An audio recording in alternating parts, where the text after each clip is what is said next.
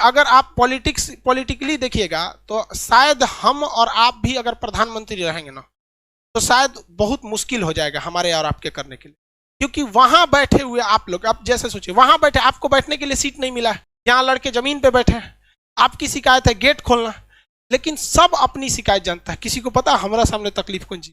तो जब आप एक बड़े लीडर हो जाते हैं ना, एक और रही बात मोदी जी की, कहते हैं कि मोदी जी भी मतलब ये कर रहे हैं, सबसे बड़ा इस देश में करप्शन का काम किसने किया था? अंग्रेजों ने किया था। उन्होंने क्या किया कि जब भारत में कहीं भी गलत काम होता था और कोई भी व्यक्ति उस गलत काम के खिलाफ आवाज उठाता था तो उसके घर को जला देते थे सब अंग्रेज, और उनको अंडमान निकोबार में ले जाकर फांसी दे देते थे सब। और ये काम उन्होंने 200 साल तक किया। 200 साल में 4 पीढ़ियां आ जाती है, क्योंकि एक पीढ़ी व्यक्ति की लगभग 50 मानी जाती है कि 50 साल के बाद आदमी किसी काम का नहीं रह जाता है। तो 4 पीढ़ियों के अंदर अंग्रेजों ने थोड़ा थोड़ा स्वीट पॉइजन देते गए कि तुम गलत के खिलाफ आवाज मत उठाओ, मत उठाओ, मत उठाओ, तुम्हारा घर तोड़ दिया जाएगा, घर जला दिया जाएगा, फांसी दे दिया जाएगा, जेल डाल दिया जाएगा। 4 पीढ़ियों के बाद जब हमें आजादी मिली तो हमारे अंदर वो डीएनए में ये डर घुस चुका है। हमारे सामने हमारे गांव का 2 कौड़ी का मुखिया नाली बनाता है तो उसमें 12 का सीमेंट का मसाला डालता है, लेकिन हम आवाज नहीं उठा पाते हैं। अगर हर गांव से आवाज उठने लगे तो किसी के बाप की औकात नहीं जो गलत काम कर सके। करप्शन तो हम लोग बढ़ाते हैं।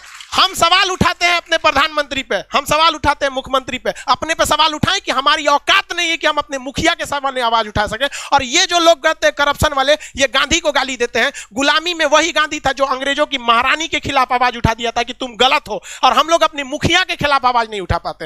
ये वैचारिक नपुंसक बना के चले गए अंग्रेज हमें। आप उठा सकते हैं? आपको नहीं पता आपके गांव में ऐसे मुखिया ने गलत काम किया, सड़क का पैसा लूट लिया, आपके सामने लिखा, लेकिन पूछ सकते हैं? नहीं पूछ सकते। आप पूछेंगे क्यों? नरेंद्र मोदी से, क्योंकि पता है कि वो कुछ नहीं कर सकता। आप लोकतंत्र में रहते हैं, लेकिन मुखिया के सवाल नहीं पूछ सकते। जानते हैं मुखिया कल को उठवा लेगा आपसे। अपने गांव के वार्ड मेंबर को कुछ नहीं कर सकते, उठा लेगा, राते को धो देगा 4 लाठी, शांत दे देगा और सब गांधीगिरी निकल जाएगा वहां।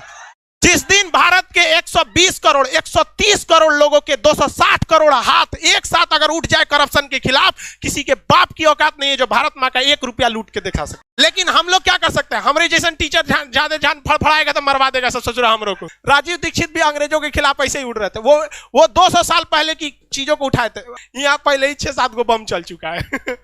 आप देखिए, बम चलने से पहले भी जो मेरी विचारधारा थी और आज भी वही है। हम जितना हो सके अंग्रेजों ने जो जहर दिया था उसको निकालने का हम काम करेंगे। आखिरी सांस तक जब तक रहेगा इन अंग्रेजों की जो वैचारिक गतिरोध हमारे साथ दे के गए हैं उसे निकालने का कोशिश करेंगे। एक भी भारत मां के संतान को अगर हम सही रास्ते पर लाएंगे तो हम समझेंगे मेरा जीवन सफल हो गया।